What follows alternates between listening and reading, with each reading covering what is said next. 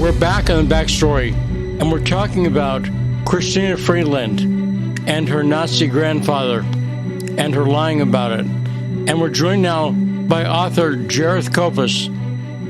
Hey, Jareth, how you doing? I'm doing good. Thanks for having me on.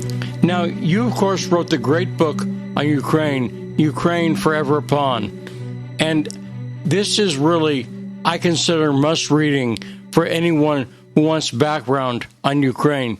You did a great job there. Now, let's get into this thing with Chrystia Freeland. Yesterday on the show, we had Mark Sabota on, and Mark misspoke. He thought Chrystia Freeland was up for Secretary General of the UN. That is not true.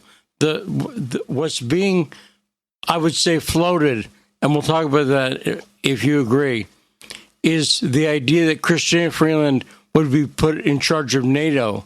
Mm-hmm. And Mark pointed out yesterday, she'll never get UN General Secretary. And that's right, but that's not what she's up. I agree with him on that. And I actually think Chrystia Freeland could get voted in as the head of NATO.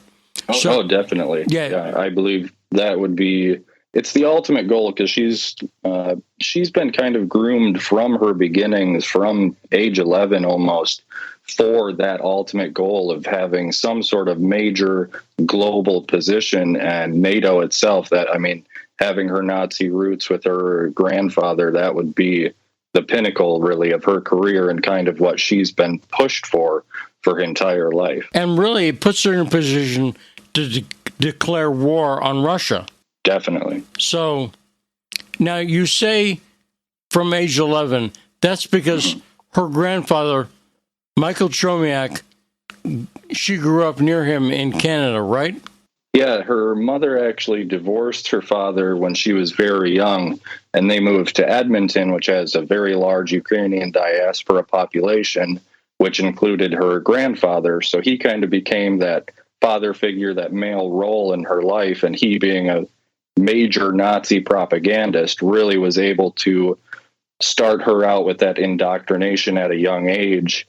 She started out in a group called Plast, which was essentially, it's kind of like a Scouts, like the Boy or Girl Scouts we have here, but more oriented towards the style of a Hitler Youth type group, where they really indoctrinate politically. And this was specifically Ukrainian, the idea that Ukrainians were freedom fighters during World War II, that people like Stefan Bandera were actually out to fight both the Nazis and Russia, and were fighting for an independent Ukraine. Now, we'll get into some more detail, especially on her grandfather, in a second. But let me address the question that comes up with a lot of people. They say, basically, so what if her grandfather was a Nazi? It doesn't, you don't control who your grandparents are. And I think that's true, but it's not true about Chrystia Freeland. Is it fair? Would you consider her a Ukrainian nationalist and a Nazi? I definitely would. The groups that she's been facilitated with, that she's been orientated with, have clear anti-Semitic and clear Nazi roots, and openly Nazi roots, that if she were not a Nazi, or if she were anti-fascist, she would never touch with a 10-foot pole. So she's consistently been with groups who openly either support the Nazi ideology or in secondhand ways have shown their fascist roots. Now, she's also written books, right? Yeah, she's written, I believe, 2 books, and both of them kind of deal with the idea that a very small amount of Jewish bankers are attempting, first they took over Russia, and now they're attempting to take over the entire world. And she even went so far as drawing a genetics conclusion, sort of like what Hitler spoke about, how people are genetically determined to be in a certain class, whether it be rich or poor, and they have a specific genetic code where they join this small cabal of Jewish people trying to take over the world. Now, that sounds like the kind of thing that could throw a snag in her nomination. You would think. Right. So if it comes up, those quotes are available in one of her books, right? Do you remember which one? The second one specifically talks about the genetics, and the first one is more about, it's specifically kind of about Russia. So she talks about the it was kind of during the time between the end of the USSR and when the oligarchs were coming into power in Russia, and she talks about a lot of them, Berezovsky, etc., specifically. So aside from that, there's no doubt that Michael Chomiak, her grandfather, who she grew up with in Canada, and I believe she cited him as an influence, correct? Oh, a major influence in her life. She constantly talked about him in interviews, how he was a major determination of what she began to believe, and especially towards her ideal of Ukraine itself. He was obviously a major Nazi propagandist and groomed her from the start to continue really his work. Now, she, like the FBI and CIA, also used a lie. When she was asked about her grandfather, she lied and said it was Russian propaganda. Mm-hmm. That seems to be a major go-to for her on that. And the first time she was really asked about that was by a organization, a newspaper that she had worked for as an editor. So they kind of set her up to be able to cover for it. And she was asked about her grandfather's role as a Nazi collaborator. They never call him a straight Nazi, but as a collaborator. And she was able to spin it, saying it was Russian propaganda to try and smear her and her political aspirations. And then they ran with it as well and continued to do that. Even now, much of the Canadian media covers for her. And it's very obvious that he was a major, major player in Nazi propaganda. Well, and you brought up whether he's a Nazi or a collaborator. I talked about that yesterday, too. And I said, I think it's clear that calling him a Nazi collaborator doesn't go far enough. I think he's just a straight Nazi. And another way to show that is he benefited directly. He was given, first of all, one of the papers he worked for, it was the publishing and the printing presses that were used, the offices he used to be a Jewish newspaper. And when they removed the Jews, killed the Jews, they gave him this publishing house, this printing press to utilize, as well as giving him 2 different apartments. The first one he was unhappy with, and the second one he actually wrote a letter to high-up Nazis saying he was very displeased with how dirty it was from the pests that had lived in it before. And at the time, Jews were often referred to just as pests or vermin. So he carried the same ideology. He benefited just the same as high up-ranking Nazis. He was only really 2 people away from being connected with Hitler in the chain of command with this propaganda outlet. And where did this information come from, if not Russia? I understand the proof of this was found by a relative of Chrystia Freeland's, a professor? Yeah. His name is escaping me right now. But I think Kempka. Kempka, yeah. And all of this is very easy to find. It's not Russian propaganda. It's direct sources that can be found really by anybody if they can use a search engine. So for instance, if they search, they could find Michael Chomiak's obituary when he passed away. Yeah. And in the obituary, it says he worked for this Polish newspaper. Now, by the way, could another objection to her being in charge of NATO logically come from the country of Poland? Was Michael Chomiak any friend of Poland's? No, he actually worked for his boss.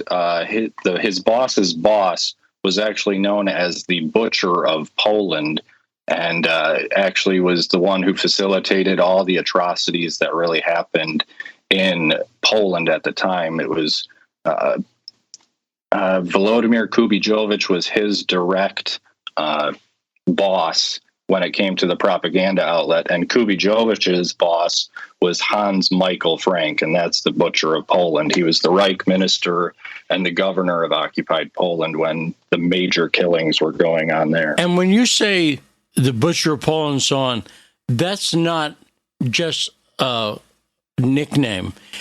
What I've seen is they were really vicious towards the Polish people. Oh, definitely. Yeah, so talk about that a little bit. Well, really, they actually call it unspeakable atrocities. You think of Jews being put in ovens and stuff like that, but the things they were doing were even beyond that. It was sadistic, the way they treated them. They were taking joy out of public hangings, of nailings to trees, all sorts of just really unspeakable atrocities. Now, of course, you've seen the footage from Ukraine now about people being taped to poles and flogged and all sorts of crazy things. Yes. And I would say, in a sense, that taping people to poles publicly is a form of the nailing. It's a gentler version, obviously. Yeah, it's definitely a throwback to their ancestors. And I think they're trying to send a message with that. You agree? Definitely. Most definitely. They follow in the footsteps of their ancestors to a T. They admire people like Yaroslav Stetsko, Stepan Bandera, who were both the same type of sadistic, crazy, just took joy out of really putting people through misery before they killed them. There was no sadist. You can't say there's a humane way to kill somebody, but they really went out of their way to make it inhumane the way they dealt with people with their death. Now, people who listen to my show, of course, have heard the name Stepan Bandera a lot, and they see that every January 1st on Bandera's birthday, big portraits are still marched through the streets of Ukraine. And not just Ukraine, it's in Canada as well. And Freeland herself takes part in those. She's a big proponent of the Bandera Youth, which is a large group in Canada who wear khaki uniforms, just like the Hitler Youth, and every year have a parade in honor of Bandera and indoctrinate these children to believe that he was some sort of hero. Freeland herself, calling him a Ukrainian patriot who was a guerrilla warfare expert against both the Nazis and the Soviets, which obviously is untrue since he worked for the Nazis. No, but you mentioned the name Stetsko, and I know who you're talking about, but explain to our listeners, because Stetsko doesn't get as much ink as Bandera does, but Stetsko was very important. So who is Stetsko, and tell us about him. So Stetsko, he was really Bandera's right-hand man. He was a major player in the OUNB when the OUN split between the Melnik and Bandera factions, the Melnik being more of a civilized, if you can call it that, version, whereas the Bandera faction obviously went with that kind of sadistic, wanting to use any means necessary in order to gain independence for Ukraine. And he provided the ideological foundation for the OUN and the OUNB about how the Ukrainians are a special race, how they deserve to have their own land separate from everybody else. So he was a very hardline Ukrainian ultra-nationalist. And I was talking to Mark yesterday that when people a lot of times hear the word nationalist in America, I think they think of it in a modern sort of Donald Trump sense, wanting the country to be sovereign, as a nationalism as opposed to globalism. I think a lot of people in America think that. But when they say they're Ukrainian nationalists, that's not what they mean. They're not just people who like their country, right? Right. They're people who believe that they, just as the Nazis did, believe that they are a special race, that they are above everyone else. And that others are subhuman, including Russians, right? Especially Russians, yes. And that's what Putin's talking about when he talks about Ukrainian Nazis. Correct. Now, how did Michael Chomiak... So let's talk about a little more what he did in World War II. So he took over this paper in Krakow, Poland, and what was he doing there? He actually was an editor, the editor-in-chief of multiple papers, the Krakowski Visti, the Kolmska Zemilia, a number of other papers.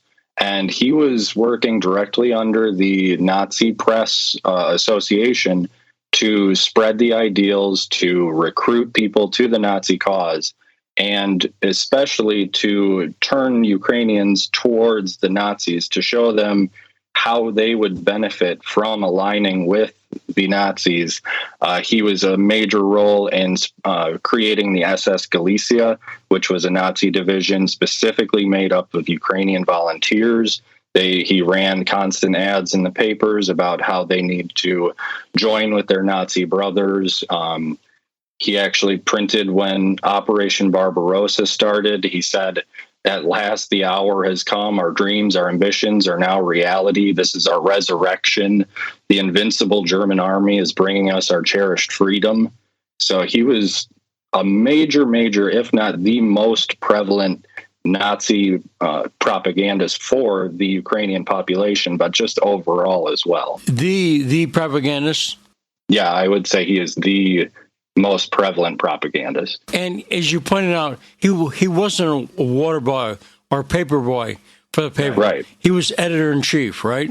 Correct, of multiple papers. Now, also, he took notes about who he hired for writers, and those notes have proven a lot of this stuff, right? Mm-hmm. Yeah, it's easily traceable, making the connections with him, multiple people who go on to become other propagandists to join different groups.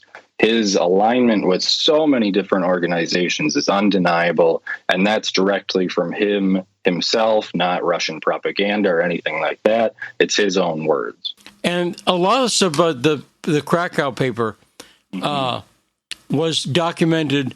I believe the L.A.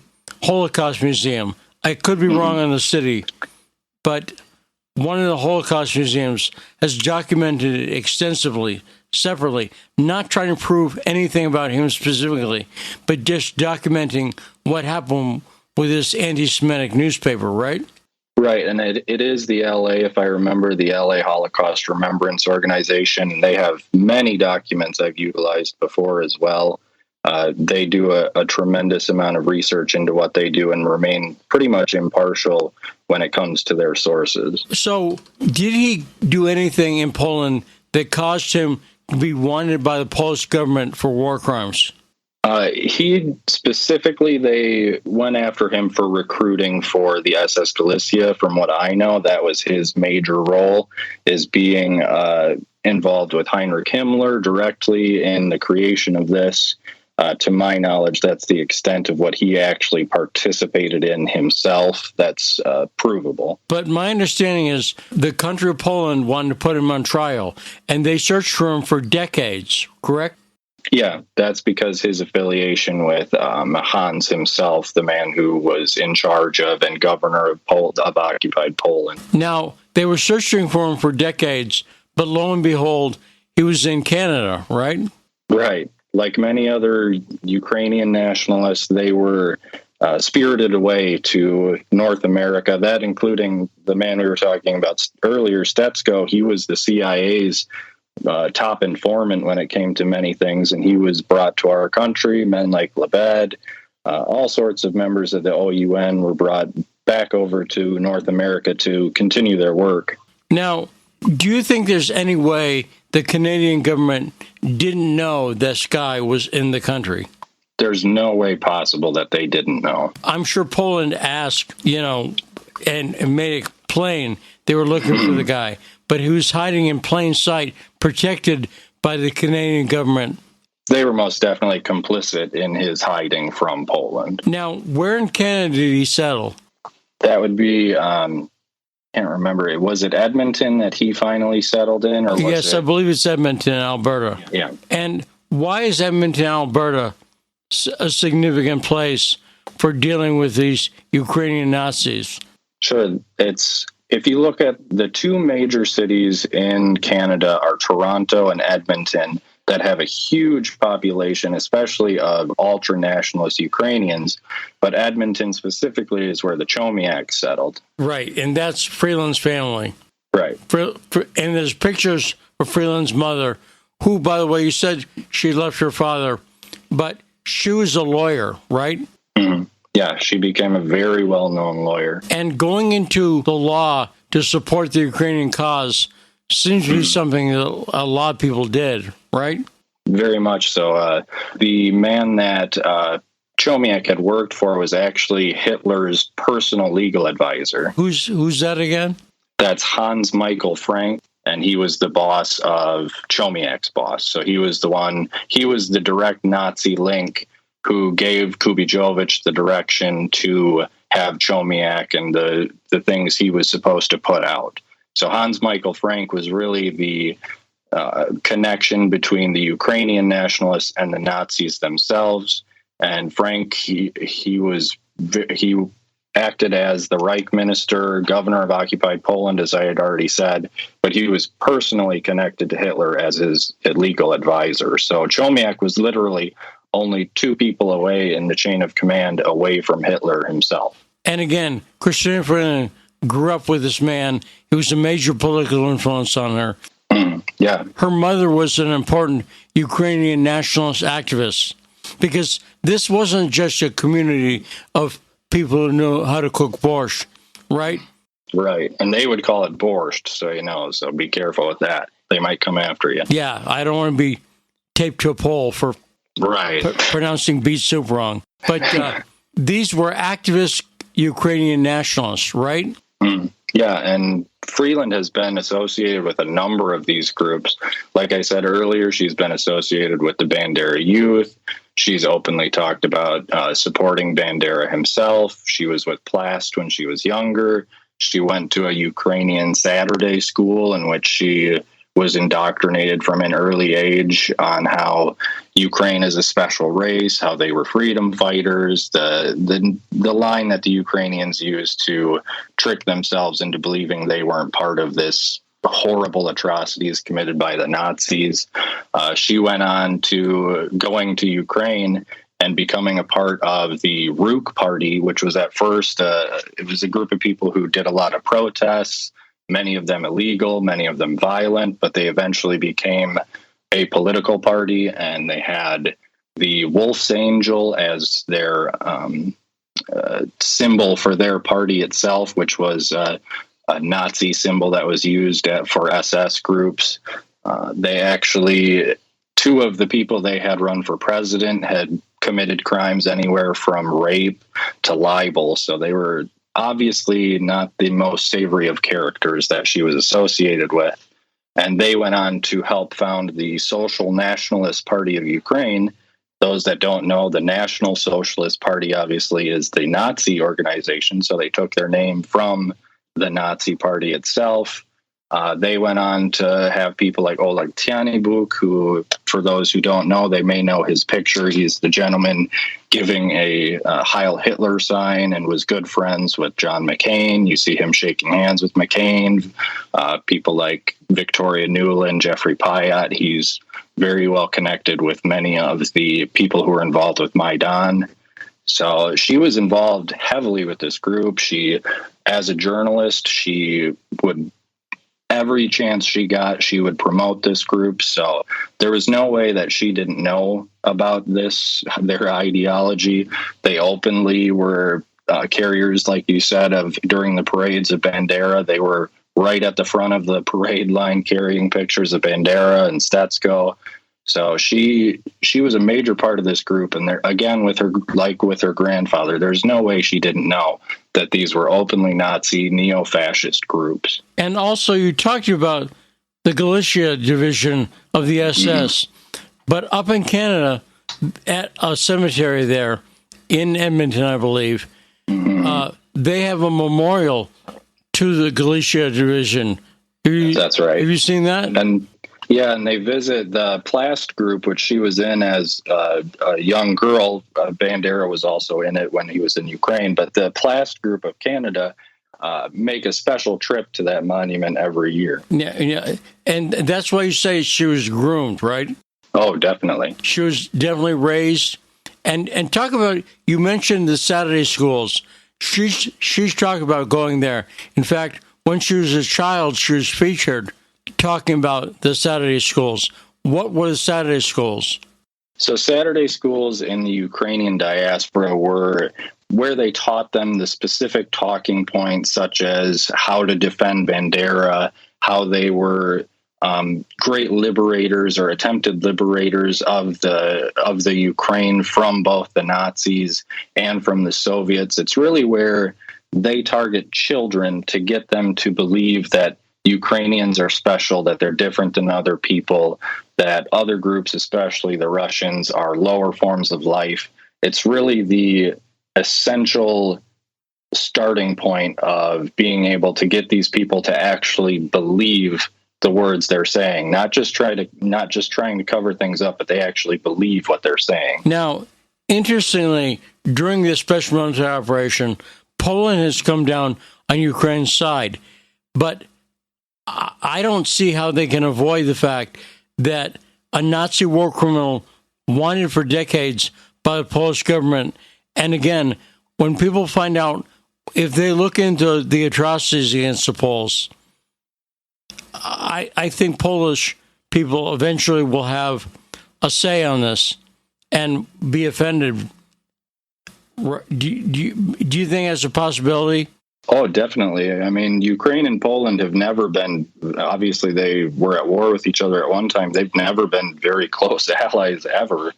And especially after, like you're saying, the atrocities that were committed against them, especially by the Ukrainian groups that were collaborators with the Nazis themselves. Again, that word collaborators is used to lighten the actual actions that they took and their alignment with the Nazis.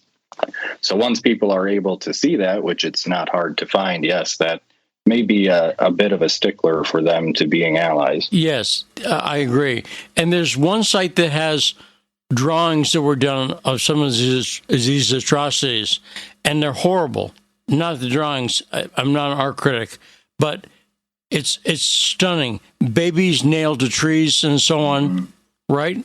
Oh, yeah, and this was a very common thing. They would literally tape babies, or not tape, they would use wire and wrap it around these small infants, nailing them to poles, watching them die, and just it's very difficult to talk about. When I was writing my book, I was privy to a lot of these pictures that were taken, and it's disgusting. Yeah, no, and I think that's the material that needs to get out to remind Poland who they're dealing with.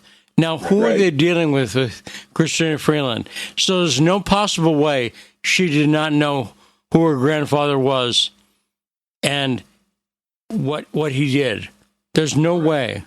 There's no way she didn't know about this. Her family was ingrained in this for so long, and he was such a prevalent and well-known person in all these organizations.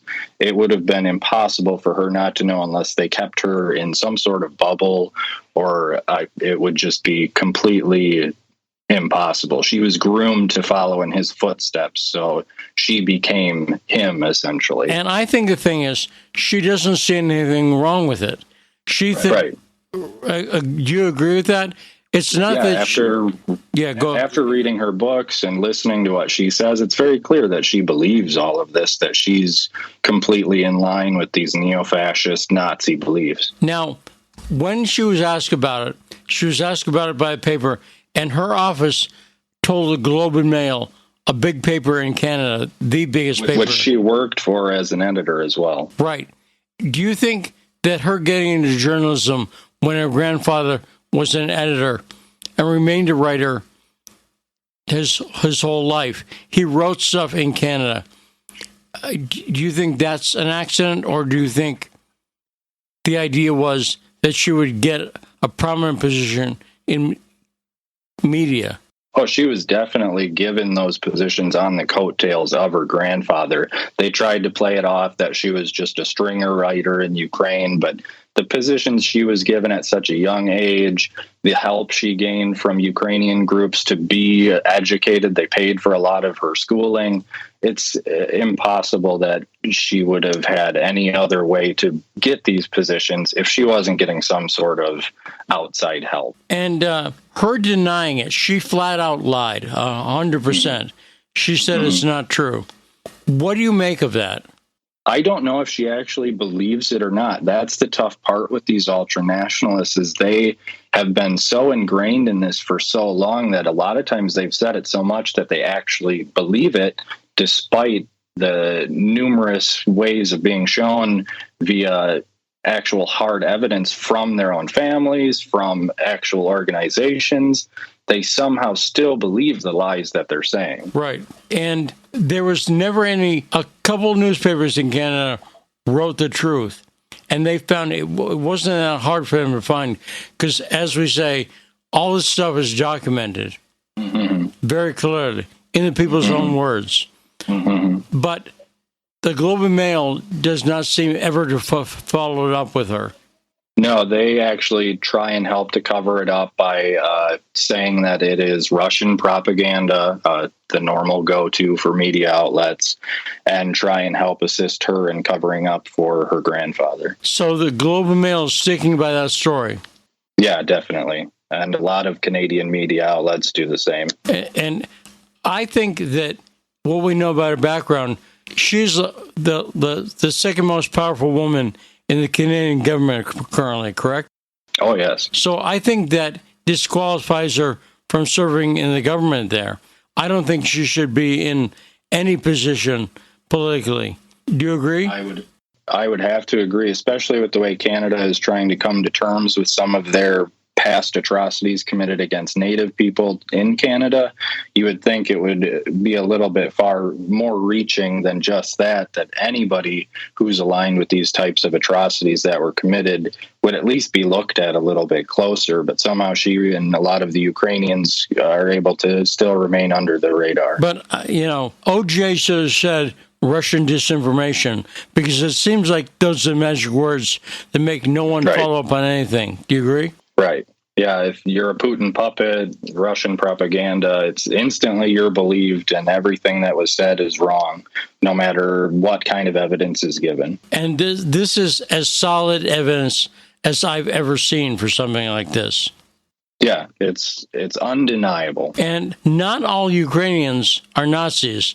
Himka, her cousin, I believe, who exposed a lot of this stuff, he's an academic who believes he's embarrassed as a Ukrainian that too many Ukrainians justify the Nazi background, right?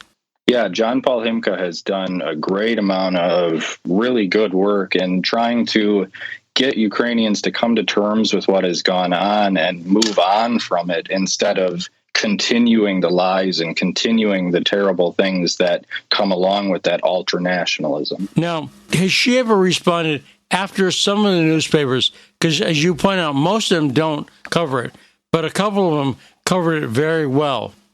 And you'd think someone would follow up with her. Have you ever seen that happen? I've never seen her have to answer for anything except from places she's either worked for or places that defend her. Now, also, she's very close to Klaus Schwab and the WEF. And we talk about that. And I've said the Russian military action is essentially a proxy war against the globalist New World Order and the WEF. As much as any country, people say it's a proxy war against the U.S., and that's true. But I think it's also a proxy war against that organization. What do you know about Chrystia Freeland and Klaus Schwab? Now, a lot of the banking stuff is talked about in her second book. She talks about a lot of the Citigroup, especially, that she's aligned with or had been aligned with, I believe, which also worked with IG Farben, the Nazis' banking system. So I'm not largely educated on her role with the banking system, but I do have to agree with you that this is more than just a proxy war between America and Russia. This has grown since the Cold War into something much, much bigger. And it's the entire West that Russia is kind of taking on. The cultural Cold War is continuing between this ultra-liberal and very strange way our country is headed against a more realistic way of how the world should be going, having actual morals and beliefs and things, as a great deal of Russians have. And there's such a volume of info. I think actually what's needed is someone to compile, I dare say, a dossier to put all this material, a big pile of it, because there's so much paper. And if they put that together, maybe as a big PDF file or something like that, that could be easily distributed. There's such overwhelming evidence on this one that I think it would be very bad for her. What do you think? I'm not suggesting you do it because I myself am too lazy to do it, although I may do it. Yeah, I've actually been working on a second volume of Ukraine Forever a Pawn, and that is going to be a major part of it, obviously, especially coming up to the special military operation. But yes, it would not be difficult to, get hundreds of pages of hard evidence that would show what she has done, what she continues to do, her ideology and everything. Okay, Jareth Kopis, we're going to let you go. Fantastic interview, great conversation. And remind people where they can find your books at Rodion Press, and spell that for people, please. Yep. It's RODION press.com. And thanks so much, Jareth. It's been a great week. Fantastic guest all week.